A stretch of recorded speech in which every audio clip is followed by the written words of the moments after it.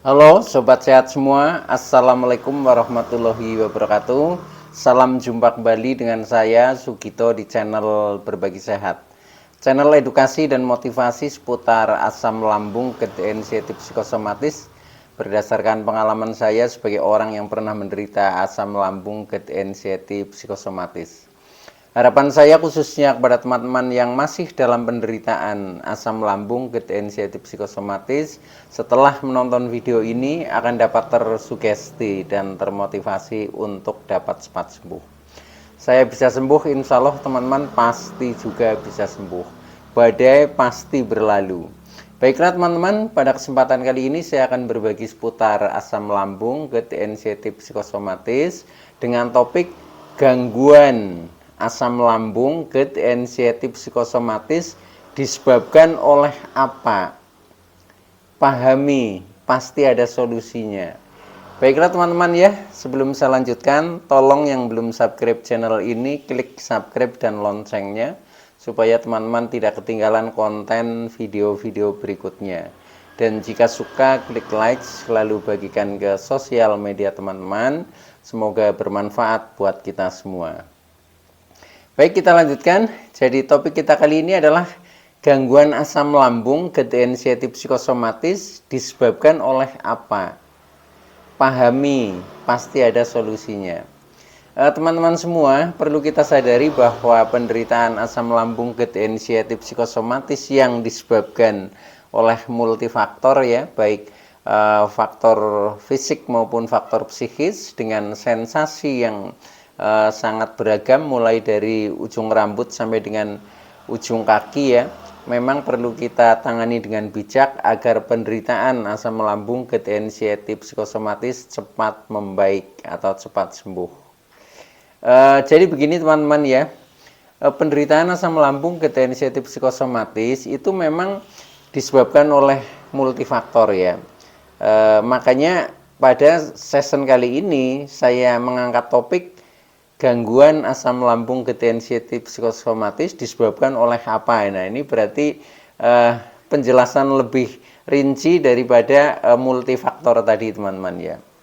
Nah, karena apa? Karena dengan kita memahami sebabnya kita terkena penderitaan asam lambung, GD, anxiety, psikosomatis itu dari sebabnya, itu sama saja kita mengambil solusi ya atau penyelesaian dari akar permasalahannya ya. Karena apa? Karena kita sering ya merasakan penderitaan kita sudah membaik ya, kadang sudah sembuh ya, tetapi tiba-tiba masih bisa kambuh. Apalagi yang mungkin masih sifatnya harian ya, kadang 2 hari terasa enakan ya, agak sembuh, kemudian 2 hari merasa kambuh ya atau kumat itu, atau mungkin yang sudah 1 minggu ya kadang merasa sembuh nyaman, nah tiba-tiba sensasi datang atau kambuh. Nah itu artinya apa? Di dalam kita mencari solusi penyelesaiannya itu kadang kita fokusnya kepada gejalanya ya, kepada rasa-rasa ya.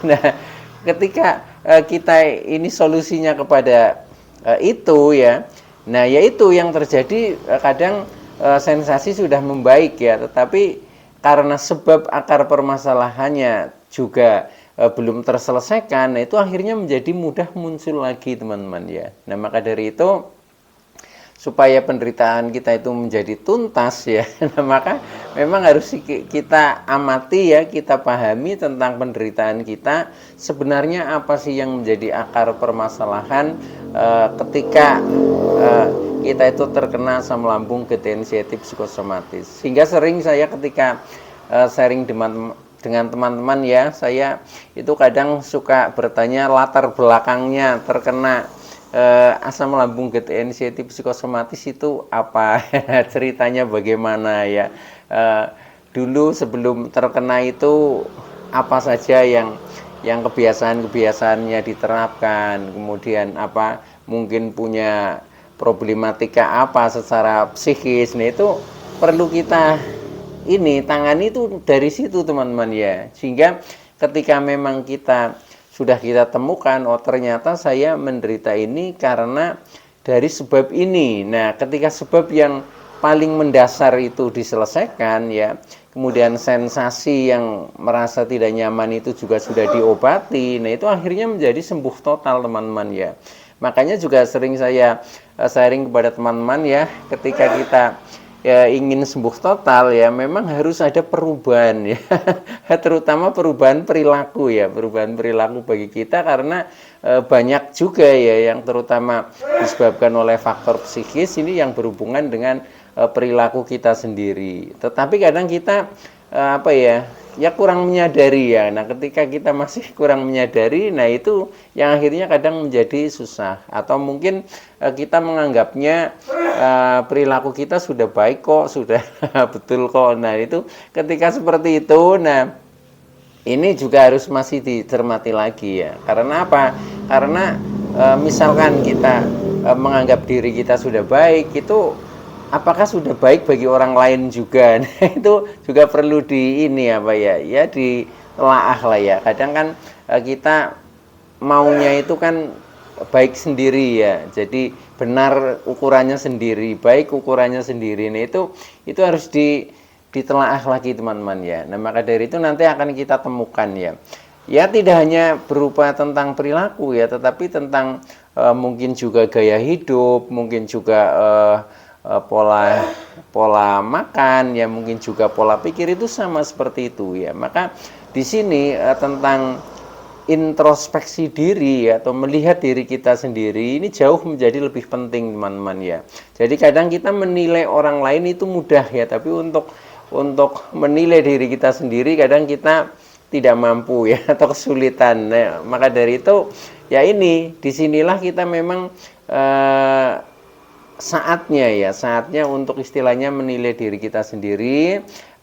Barangkali dari faktor-faktor itu yang menyebabkan ya teman-teman itu terkena penderitaan asam lambung ketidaksensitif psikosomatis. Nah, kalau faktor-faktor itu bisa kita rubah ya, bisa kita atasi, nah itu pasti kita akan menjadi sembuh total, teman-teman ya.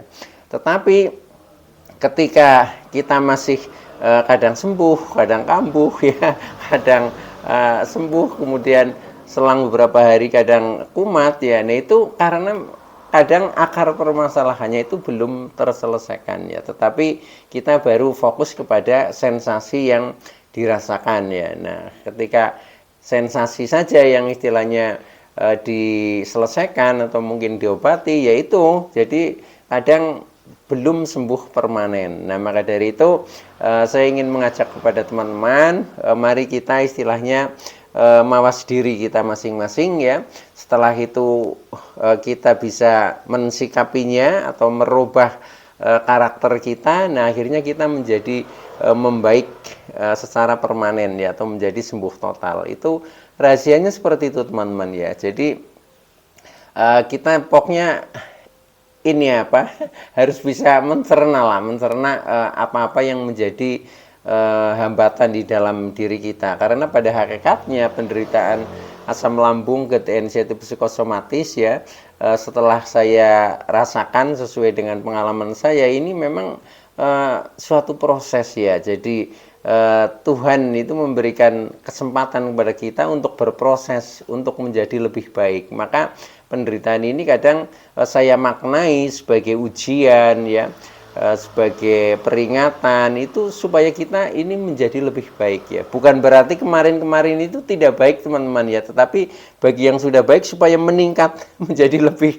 baik lagi, itu seperti itu ya. Nah, kalau yang mungkin di masa lalu masih ada kekurangan, nah supaya menjadi baik, itu seperti itu.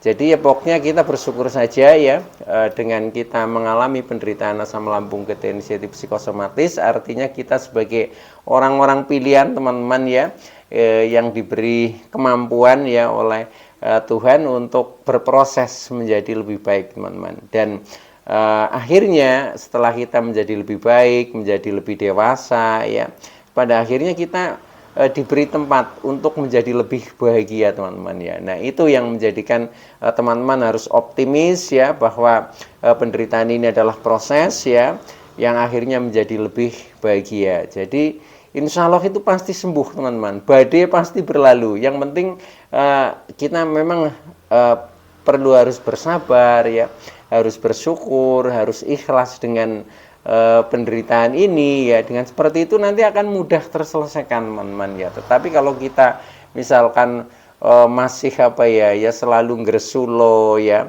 istilahnya apalagi sampai ngumpat. Nah ini biasanya menjadi agak lambat ya, itu yang saya rasakan seperti itu. Maka ikhlas saja ya.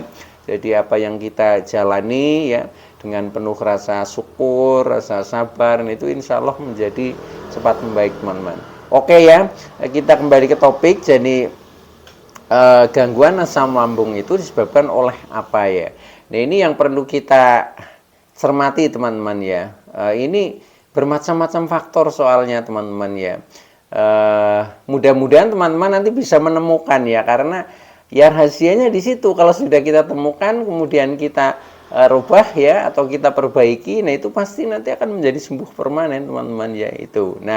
Nah, walaupun kadang juga ada juga yang kita sudah menemukan, tetapi untuk merubah itu rasanya berat banget. Nah, itu juga ada ya seperti itu. Atau mungkin kita sepertinya tidak mampu untuk merubah hal itu pun bisa juga ya. Tetapi ketika kita di dalam kita ketidakmampuan ya, itu pasti juga masih ada solusi teman-teman ya. Contohnya ketika kita menjumpai kesulitan ya, di balik kesulitan pasti akan ada kemudahan. Inna mangal yusri yusro ya, itu seperti itu. Jadi itu yakini saja ya. Sama seperti kita merasa tidak mampu ya, kita memang harus mendekatkan diri ya, bahwa Tuhan itu selalu memberikan kasih dan sayangnya kepada kita ya. Pasti kita akan diberi sesuatu yang terbaik lah. Itu seperti itu, kita yakini saja. Jadi sehingga ketika kita merasa mungkin tidak mampu, ya sudah, pokoknya la haula wala quwata illa billah ya, itu kekuatan istilahnya Tuhan yang akan membantu kita ya itu. Nah, maka dari itu beban-beban yang tadinya menyelimuti kita, yang menambah anxiety kita, menambah psikosomatis kita, itu nanti akan sedikit demi sedikit akan terlepas teman-teman ya. Jadi memang ini dibutuhkan istilahnya ya kelapangan jiwa kita lah ya. Jadi dibutuhkan ini perasaan yang betul-betul memang harus sabar, harus sadar ya, ikhlas itu penting ya teman-teman itu.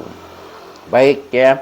Nah, kita lihat ini teman-teman ya, sebabnya ya. Sebabnya apa? Nah, nanti setelah kita mengetahui sebabnya, yaitu solusinya akan kelihatan ya. Solusinya tinggal merubah saja, itu seperti itu ya teman-teman. Nah, contoh ya, yang dari misalkan orang itu bisa terkena asam lambung ya, itu karena dari pola makan misalkan ya. Nah, itu gampang sekali ya, sudah pola makannya dibetulin saja ya, seperti itu ya. Nah, contohnya saya juga awal-awalnya sebenarnya seperti itu ya, dari makan yang sering terlambat makan. Itu pemicunya waktu itu awal-awalnya seperti itu, cuma prosesnya panjang bertahun-tahun itu seperti itu. Kemudian saya over minum kopi dalam kondisi perut kosong, contohnya di pagi hari ya. Di pagi hari saya berangkat kerja itu jarang sekali sarapan ya, tetapi yang penting sudah minum kopi. Nah, setelah itu berangkat. Nah, itu artinya pola yang tidak bagus ya, yang harus kita rubah. Nah, itu. Nah, setelah itu dirubah ya, kemudian makannya menjadi teratur, kemudian makanan-makanan pantangan sudah kita kendalikan, ya akhirnya akan membaik ya. Gitu. Nah, kalau memang sebabnya hanya dari seputar makanan, kemudian makanan sudah kita jaga, ya kita sembuh. Itu seperti itu. Tetapi ada juga yang disebabkan karena kompleks teman-teman ya. Kompleks artinya dari segi faktor pola makan yang menyebabkan, karena mungkin pola makannya kurang baik ya. Tetapi dari faktor lain, contohnya faktor psikis, itu juga ada. Contohnya kita punya beban pikiran yang berat, kita punya istilahnya perasaan ya, perasaan mungkin yang kadang kita punya rasa dendam ya, rasa mungkin sedih yang berkepanjangan ya. Nah, itu juga bisa menyebabkan. Nah, kalau itu juga dirubah ya artinya secara fisik kita juga merubah. Faktor fisiknya, faktor psikisnya, penyebabnya apa juga kita rubah. Nah, itu akhirnya menjadi mudah sembuh teman-teman ya. Tetapi kalau walaupun kita misalkan minum obat ya, obat itu hanya mengatasi gejala terutama ya, jadi rasa-rasa sensasi.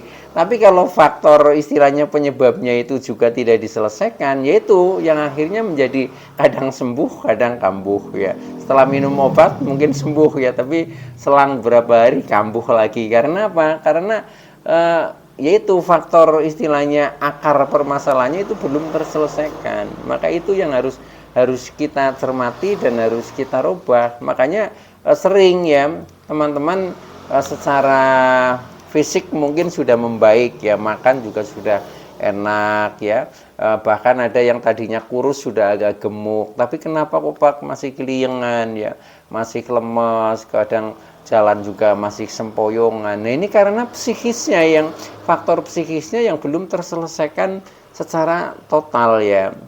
Karena faktor psikis ini, kejiwaan ini juga kompleks ya, termasuk dari trauma masa lalu itu juga bisa masih menyebabkan, memicu kadang ada sensasi-sensasi muncul yang menjadi tidak nyaman. Contohnya seperti menjadi keliengan, pusing-pusing ya, kepala berat, masih merasa sempoyongan, masih badan merasa tidak nyaman ya, jalan saja bergoyang. Nah, itu karena kadang trauma yang masih kuat. Nah, itu pun bisa. Nah, maka dari itu ya banyak tip ya, banyak tip yang harus kita lakukan. Nah, maka dari itu ketika kita ngomong soal asam lambung, anxiety, psikosomatis ini tidak akan ada habisnya. Karena apa ya? Yaitu karena banyak faktor yang memang betul-betul harus kita perbaiki. Maka ketika kita bisa istilahnya memperbaiki semua yang menjadi penyebabnya, yaitu sudah selesai ya. Tetapi ada juga yang mungkin teman-teman disebabkan hanya satu faktor ya, yaitu contohnya misalkan hanya disebabkan oleh pola makan. Pola makan kita sudah kita rubah, sudah menjadi teratur ya, dengan mengingat menu yang sehat ya. Ya udah akhirnya sembuh, perut itu sudah membaik ya. Ketika kita belum terkena GERD, belum terkena anxiety, belum terkena psikosomatiknya. Tetapi kadang karena penderitaan kita agak lama ya, contohnya sensasi di perut ini awalnya mungkin asam lambung biasa ya, tetapi setelah itu lama tidak sembuh-sembuh, nah itu pasti akan memicu kecemasan ya, akhirnya menjadi timbul anxiety ya. Nah, setelah kita sering merasa cemas, sensasinya juga masih tidak nyaman, kemudian pikiran menjadi negatif. Nah, akhirnya kita menjadi terkena psikosomatik. Itu urut-urutannya seperti itu, teman-teman. Yang saya rasakan itu seperti itu. Makanya bisa jadi orang itu terkena anxiety maupun psikosomatik itu tidak mesti dari asam lambung ya, bisa juga mereka terkena dari penyakit yang lain, tetapi juga dalam waktu yang lama ya, yang waktu lama, contohnya mungkin penyakit tipes ya, atau mungkin penyakit yang lain lah ya, yang pokoknya penderitaannya agak lama, itu biasanya akan memicu menjadi terkena anxiety karena kita menjadi semakin cemas dengan kondisi ya, dengan kondisi kesehatan yang sudah lama kok belum membaik. Nah, akhirnya kita menjadi bingung ya. Nah, bingung yang berkepanjangan ya, akhirnya menjadi cemas ya, cemas yang berlebih. Nah, itu akhirnya menjadi terkena anxiety ya. Nah, kemudian pikiran ya otomatis akan menghayalnya ke yang negatif sehingga terkena psikosomatik. Nah, setelah seperti itu, yaitu akhirnya penderitaan menjadi semakin berputar-putar ya. Itu. Nah, maka dari itu setelah kita pahami ya, kita usahakan kita harus bisa perbaiki baik itu yang bersifat fisik maupun yang bersifat psikis. Memang ya, yang namanya orang terkena asam lambung, anxiety, psikosomatis ini susahnya karena ada dua hal yaitu menderita secara fisik, juga terganggu secara psikis. Nah, itu makanya kalau kadang fisik sudah membaik tapi kok masih muncul sensasi, nah itu karena yang faktor psikisnya yang belum terselesaikan. Itu kadang kita merasa menjadi sering kambuh lagi, itu seperti itu. Nah, maka dari itu kita memang betul-betul harus berjuang ya, berjuang, tetapi yaitu dengan cara kita pahami dulu, setelah itu kita perjuangkan, itu pasti akan, insya Allah akan sembuh teman-teman ya. Jadi badai pasti berlalu ya. Yang penting kita sedikit cermat lah, sedikit cermat, dan kita semangat, kita mampu istilahnya merubah diri ya, merubah diri untuk berproses menjadi lebih baik, itu pasti akan sembuh teman-teman ya. Oke ya. Nah, itu contohnya misalkan bisa dipicu dari asam lambung yang disebabkan mungkin dari faktor pola makan. Nah, bisa juga mungkin dari pola hidup teman-teman ya. Nah, dari pola hidup ya biasanya karena tidak seimbang ya, tidak seimbang antara aktivitas dengan istirahat ya. Jadi istilahnya terlalu sering kecapean ya. Ini itu juga kadang bisa memicu ya, karena aktivitasnya berlebihan, kemudian menjadi sering terlambat makan, nah, akhirnya juga bisa menjadi memicu terkena asam lambung. Nah, setelah terkena asam lambung kok berlangsung lama, ya otomatis nanti akan menjadi GERD gitu loh. GERD sudah menimbulkan beberapa sensasi yang kompleks ya, yang luar biasa, yang dahsyat. Nah, akhirnya menjadi terkena anxiety atau menjadi semakin cemas ya. Ketika sudah cemas berlangsung agak lama, nah akhirnya pikiran menjadi khawatir ya, menjadi khawatir, menjadi berpikirnya negatif. Contohnya jangan-jangan ya, jangan-jangan nanti tidak sembuh, jangan-jangan nanti terkena penyakit berat dan lain sebagainya. Nah, akhirnya menjadi terkena psikosomatis. Jadi seperti itu teman-teman ya. Walaupun ini juga bisa dibalik ya, orang yang menderita asam lambung GERD anxiety psikosomatis itu awalnya dari menderita kecemasan atau anxiety, itu juga bisa karena kita selalu cemas dengan keadaan kita ya.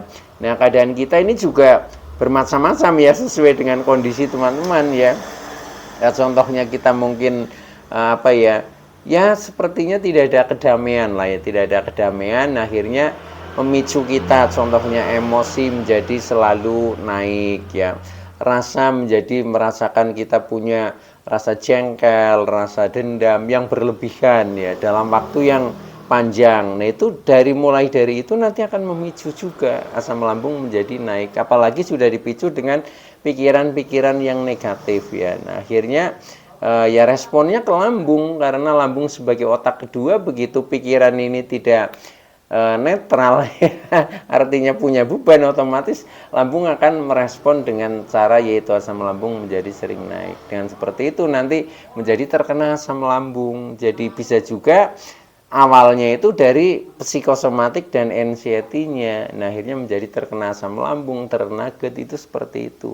Atau bisa juga dibalik ya, jadi awalnya terkena asam lambung dulu, nah akhirnya menjadi terkena GERD, terkena anxiety dan psikosomatiknya. Contohnya seperti saya itu awalnya terkena asam lambung, nah kemudian karena asam lambung agak lama ya tidak terselesaikan, akhirnya naik menjadi GERD, memicu beberapa sensasi, akhirnya timbul kecemasan yang berlebih ya. Nah, setelah kecemasan berlebih akhirnya naik lagi menjadi psikosomatik. Nah, setelah sampai psikosomatik itu kadang berputar, memicu asam lambung menjadi naik. Makanya sering saya sebut sebagai lingkaran negatif. Nah, ini yang kenapa kadang menjadi susah sembuh, itu sebenarnya permasalahannya seperti itu. Tetapi ketika kita sudah paham alurnya ya sebenarnya sederhana. Jadi kita istilahnya mau cepat membaik ya atau mau agak lambat, itu tergantung perilaku kita, mau merubah diri atau tidak. Ketika kita istilahnya biasa-biasa saja ya, tidak ada perubahan, kiat untuk berubah, kiat untuk bangkit, ya itu biasanya menjadi agak lama penderitaan. Maka dari itu saya istilahnya mengajak teman-teman, mari ya. Jadi kita memang betul-betul berjuang ya, berjuang dengan semangat ya, dengan kiat yang betul-betul dari dalam diri kita. Insya Allah setiap perjuangan itu pasti akan ada hasilnya teman-teman. Jadi jangan patah semangat ya. Sebenarnya penderitaan ini Ya ringan-ringan saja kalau kita sudah tahu istilahnya kunci-kuncinya ya. Maka dari itu sedikit demi sedikit mudah-mudahan informasi ini juga menjadikan referensi buat teman-teman ya, mudah-mudahan bermanfaat. Dan bagi teman-teman yang mungkin masih dalam penderitaan, saya doakan mudah-mudahan akan cepat sembuh ya. Saya bisa sembuh, insya Allah teman-teman pasti juga bisa sembuh. Badai pasti berlalu teman-teman. Oke ya, terima kasih atas like, subscribe, serta komennya. Oke, terima kasih. Wassalamualaikum warahmatullahi wabarakatuh.